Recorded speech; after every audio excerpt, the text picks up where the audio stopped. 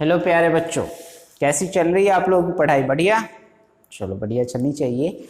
आज हम नया चैप्टर पढ़ने वाले हैं, चैप्टर नंबर 13, जिसका नाम है मैग्नेटिक इफेक्ट ऑफ करंट। ठीक है, करंट का मैग्नेटिक इफेक्ट मतलब किसी करंट के कारण, करंट फ्लोइंग कंडक्टर की वजह से जो अपने चारों तरफ मैग्नेटिक फील्ड क्रिएट होगा या वो मैग्नेट की तरह बिहेव करेगा, अट्रैक्शन रिपल्सन का फिनोमेना शो करेगा, उसको पढ़ने वाले हैं। समझ में आ रही बात है? तो अगर मान लो इस चैप्टर का हम एक्सप्लेनेशन करें कि क्या होगा इसका, अगर एक कंप्लीट एक्सप्लेनेशन इस टॉपिक का या इस चैप्टर का करें तो क्या करोगे, क्या लिखोगे? मैग्नेटिक इफेक्ट, मैग्नेटिक इफेक्ट, ये सिर्फ वर्ड, सारे वर्ड्स का मीनिंग जान के तब आगे पढ़ना। ठीक है, magnetic effect, magnetic effect shown by an electric current is known as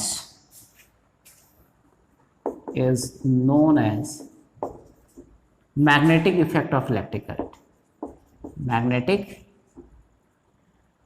effect of electric current. ठीक है, इलेक्ट्रिक करंट, ये जो इफेक्ट मैग्नेटिक इफेक्ट शो कर रहा है या मैग्नेटिक बिहेवियर शो कर रहा है, इसका कर लो, ये काम करो, इफेक्ट की जगह पर इफेक्ट तो यहां लिखा हुआ है behaviour shown by an electric current is known as magnetic effect of electric current. क्या मैं बातें समझ में आ रही? तो ये तो चैप्टर का मतलब हुआ। ठीक है, अब हमें सबसे पहले ये समझना है व्हाट इज मैग्नेट। मैग्नेट क्या होता है? अगर तुमसे डेफिनेशन पूछा जाए तो क्या लिखोगे मैग्नेट का डेफिनेशन? ये एक ऐसा सब्सटेंस जो किसी भी magnetic substance, iron, nickel, cobalt को अट्रैक्ट करता है या फिर रिपेल भी कर सकता है, कुछ सब्सटेंस को दूसरे मैग्नेट को रिपेल कर सकता है। तो ये इसका डेफिनेशन लिखते हैं, it is a substance which attracts iron, nickel, cobalt, etc.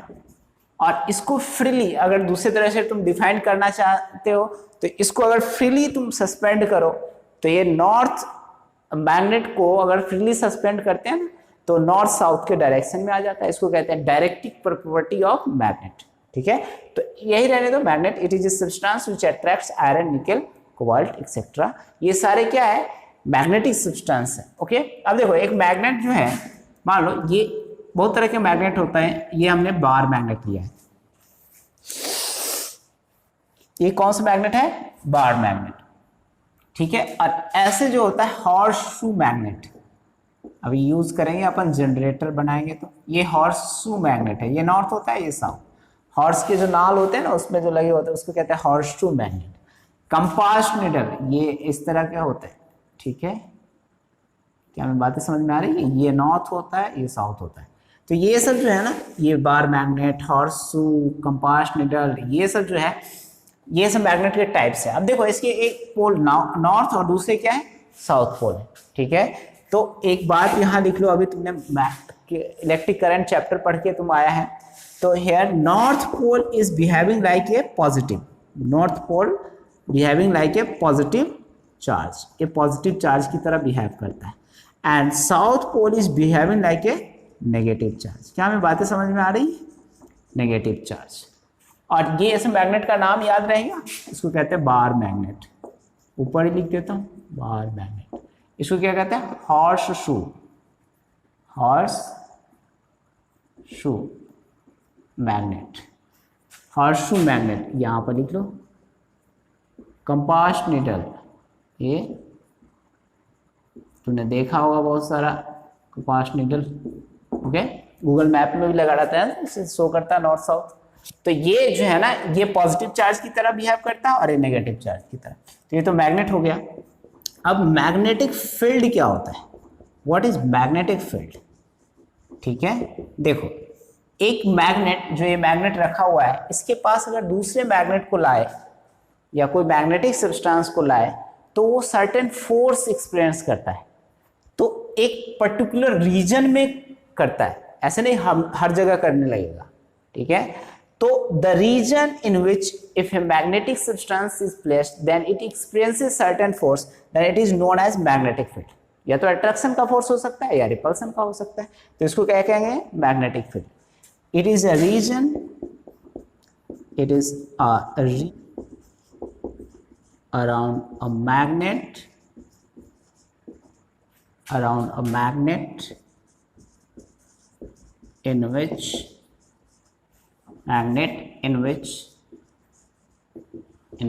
if magnetic substance is placed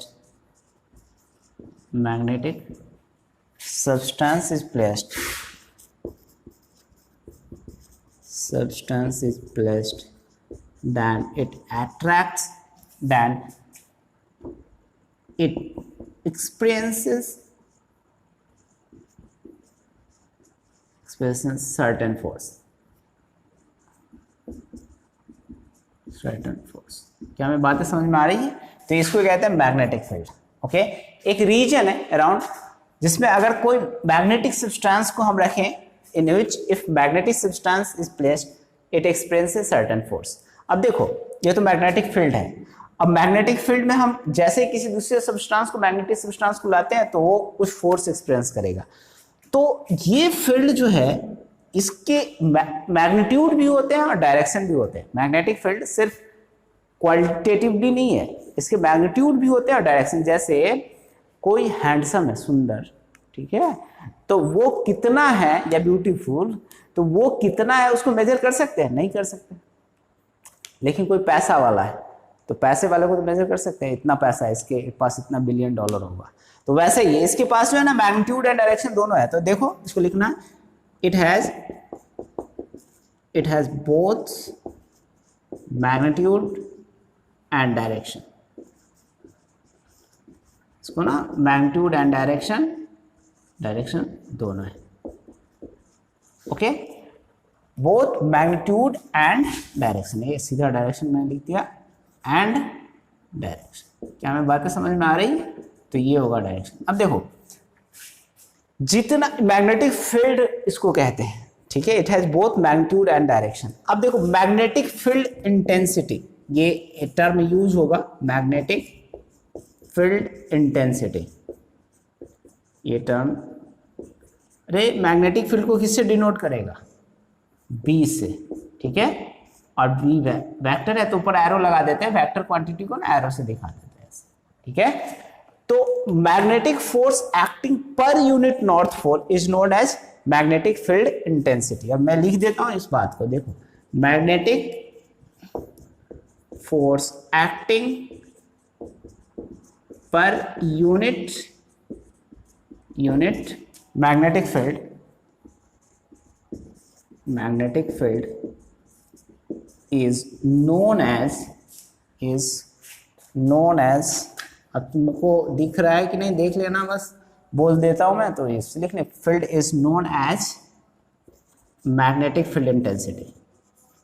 क्या कहते हैं उसको? Magnetic field intensity. क्या बातें समझ में आ रही है?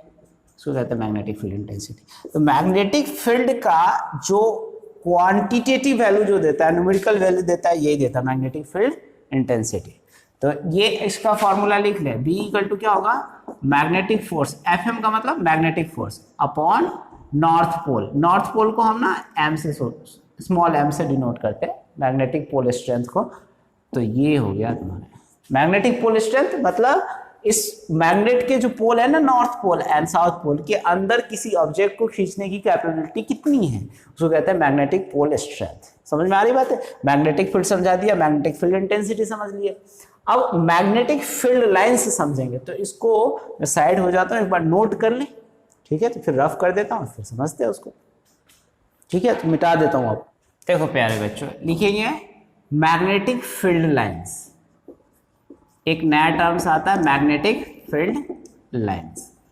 अब इसको ना समझने के लिए तुम पहले एक एक्सपेरिमेंट करो, एक्सपेरिमेंट तुम्हारे बुक में लिखा हुआ है। देखो जैसे एक पेपर लेते हैं और पेपर, तो हम पेपर क्या लें, ये बोर्ड ही है और इसमें ये नॉर्थ पोल है और ये क्या है, साउथ पोल है। अब हम क्या करेंगे, यहाँ पर आयरन फाइलिंग रखेंगे, छोटे छोटे आयरन का जो बुरादा होता है उसको आयरन फाइलिंग बोलते हैं। अब ये जब रखोगे ना तुम, तो इसका अरेंजमेंट होता है पर्टिकुलर डायरेक्शन में, ऐसे करके, ये ऐसे, ठीक है, ये ऐसे जाएगा, इस तरह से होगा, ये छोटे छोटे ऐसे। क्या भी बातें समझ में आ रही है, ये इस तरह से और इस तरह से। अब ये चूंकि फील्ड लाइंस जो है ना मैग्नेटिक फील्ड के डायरेक्शन को बताता है, तो इसका डायरेक्शन इधर ही होगा, नॉर्थ से साउथ ही होगा। ये कैसे पता चला, तो नॉर्थ पोल को यहाँ पर रखा गया, देखा गया कि इस तरह से इस डायरेक्शन में इस पर फोर्स लग रहा है, तो इसलिए ये डायरेक्शन बताएगा। क्या समझ में आई बात है, मैग्नेटिक फील्ड लाइंस का नॉर्थ से साउथ की तरफ डायरेक्शन होगा, ठीक है, इसलिए ये मैग्नेटिक फील्ड लाइंस को इस तरह से बनाया गया, ठीक है। मतलब इसका एरो जो दिया गया ना, इसका जो एरो दिया गया है नॉर्थ से साउथ डायरेक्शन इसलिए दिया गया क्योंकि जब मैग्नेट को हम रखते हैं इसके नॉर्थ पोल को, तो इस तरफ इस डायरेक्शन में रिपेल होता है, तो इसलिए नॉर्थ से साउथ डायरेक्शन। क्या हमें बातें समझ में आ रही? देखो मैग्नेटिक फील्ड लाइंस क्या है, it is an imaginary curve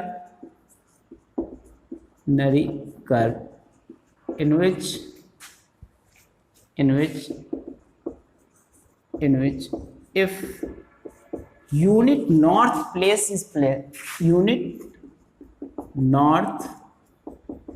pole is placed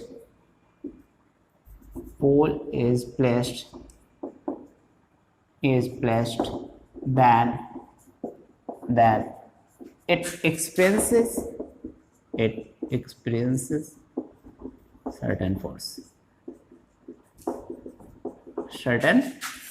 क्या हमें बातें समझ में आ रही है? मतलब इसमें अगर यूनिट नॉर्थ पोल का मतलब है, अच्छा मैग्नेटिक फील्ड इंटेंसिटी को मेजर करते हैं किसका, इसका यूनिट क्या होगा, एक तो मैग्नेटिक फील्ड लाइंस हो गया, ये जो इमेजिनरी कर्व है ये जो बना है ये क्या है, इस तरह से बनेगा, डैश लाइन बना लेना अच्छे से, ओके।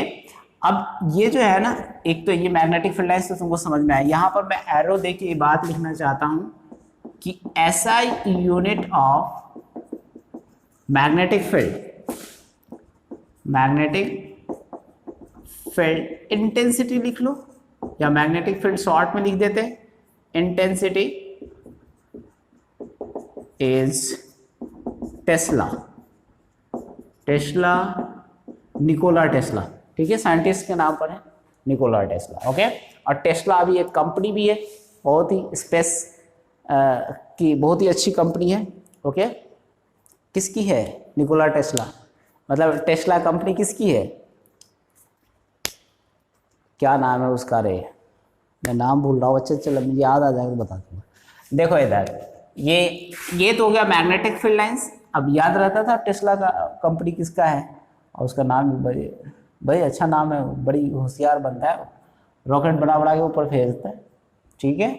अब देखो मैग्नेटिक फील्ड लाइंस तो है, properties of magnetic field lines क्या पड़ेगा, properties of magnetic field lines, magnetic field lines की प्रॉपर्टीज। देख पहला प्रॉपर्टी क्या है, पहला प्रॉपर्टी है it originates from north pole and sink या terminates at south pole in air. देखो एयर में क्या हो रहा है, अंदर की तरफ, अब ये नॉर्थ पोल में ये अंदर तो थोड़ी ना फाइलिंग जाएगा, लेकिन अंदर भी मैग्नेटिक फील्ड लाइंस होता है इस तरह से, ये ऐसे अगर आप इस पर फाइल अगर रखेंगे तो इस तरह का अरेंजमेंट होता है यहाँ, ये तो बाहर की तरफ ऐसे दिखाएगा, फाइलिंग जो है ऊपर से दिखेगा, ठीक है। तो ये लिख लो, in air magnetic field lines ये बहुत इंपॉर्टेंट चीज है, originates from north pole and sink at south pole, okay, but यहाँ पर लिख लो, but inside inside the magnet, magnet के अंदर जो होता है its direction is from south to east to end, south से नॉर्थ हो। इनसाइड जो है ना इसका डायरेक्शन क्या होता है, साउथ से नॉर्थ। पहला तो ये हो गया। दूसरा, जब भी कोई मैग्नेटिक फील्ड लाइंस किसी सरफेस से निकलता है ना, मैग्नेट के सरफेस से, तो परपेंडिकुलरली निकलता है। इट ओरिजिनेट्स और terminates on the surface of magnet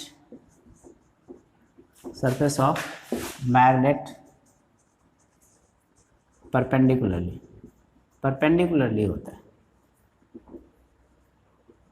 क्या हमें बातें समझ में आ रही? इट ओरिजिनेट्स और terminates perpendicularly on the surface of magnet. पर यहाँ से जैसे ये है, ये मैग्नेटिक फील्ड लाइंस, ये ऐसे यहाँ से निकलेगा ना, परपेंडिकुलरली निकलेगा ऐसे, ये ऐसे। क्या मैं बातें समझ में आ रही? इस तरह से। क्लियर है बातें? ओके। और अंदर तो ये ऐसे जाएगा ही, ये जो फिर ऑफ फील्ड लाइंस है इस तरह से बनेगा। ओके, तो ये परपेंडिकुलर बनाइएगा, जब भी बनाइएगा ना परपेंडिकुलर। ओके। अब दूसरी, नेक्स्ट, मतलब दूसरी तो हो ही गया, नेक्स्ट जो है टू फील्ड लाइंस या मैग्नेटिक फील्ड लाइंस लिख लो, एक ही बात है। Magnetic field lines never cross each other. Field lines never cross each other, एक दूसरे को कभी नहीं क्रॉस करता है।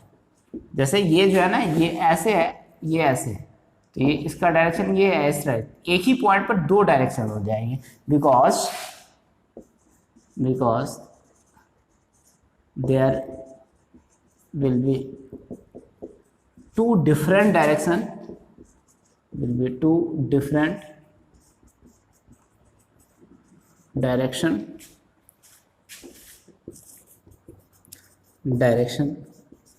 at a single point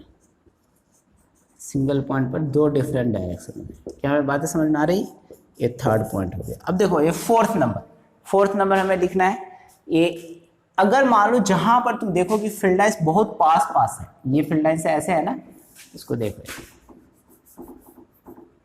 ये इस तरह से है, ये इस तरह से है, ये ऐसे है, ये ऐसे है, ठीक है। ये फील्ड लाइंस इंटरसेक्ट तो करेंगे नहीं, तो ये जहां पर पास है, यहां पर देखो फील्ड लाइंस पास है, तो यहां पर मैग्नेटिक फील्ड इंटेंसिटी जो होगा ना वो स्ट्रांग होगा, ठीक है। मैग्नेटिक फील्ड इंटेंसिटी की जो वैल्यू होगी वो मैक्सिमम होगा। तो यहां पर लिखते हैं रिलेटिव क्लोजनेस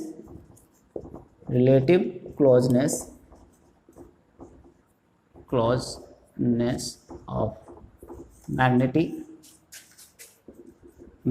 फील्ड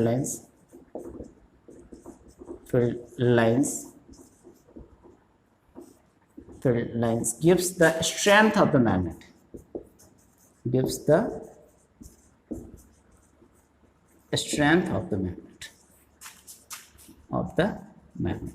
मैग्नेट का क्या देता है? स्ट्रेंथ देता है। क्या हमें बातें समझ में आ रही? Relative closeness. और फिफ्थ नंबर जो होगा वो पॉइंट क्या लिखेंगे? देखो क्लोजनेस जितना जो पास है, जहां पर फील्ड लाइंस पास है, यहां पर ये ऐसे, तो मान लो ये P पॉइंट है, ये Q पॉइंट है, तो मैग्नेटिक फील्ड यहाँ क्या होगा? BP will be greater than BQ। क्या हमें बातें समझ में आ रही? नहीं समझ में आ रहा है? चलो इसको मिटा करके समझाते हैं प्यार से, मोहब्बत के साथ। देखो इधर ये जो है ना ऐसे है, ये ऐसे, ये ऐसे है, ये ऐसे है, ये ऐसे, तो यहाँ पर P है और यहाँ Q है, तो कहाँ मैग्नेटिक फील्ड इंटेंसिटी ज़्यादा होगा? P पर। ठीक है, ये समझ में आया तुमको? तो ये 4 पॉइंट तो हो गया। 5वां लिखना चाहता हूँ। देखो 5वां पॉइंट क्या है कि it is a continuous curve, ये कहीं ब्रेक नहीं होता है ऐसे। ये तो मैंने फाइलिंग को अरेंज किया था, आयरन का जो फाइलिंग है वो छोटा उसको अरेंज किया था। इट इज, बट ये कर्व जो होगा ना कंटिन्यूअस होता है, तो ये ऐसे बनेगा। ये छोटा बुरादा दिखाने के चक्कर में मैंने ऐसा किया था, लेकिन ये सारे कंटिन्यूअस रहते हैं, ठीक है। तो it is a continuous curve, continuous curve without any break, without any BRAK, okay.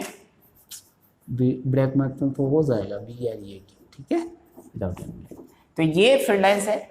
आज इतना ही याद करो, ठीक है। पहले इसको समझो बातों को, फिर आगे बढ़ेंगे और ऑस्टेड एक्सपेरिमेंट समझाएंगे, ठीक है।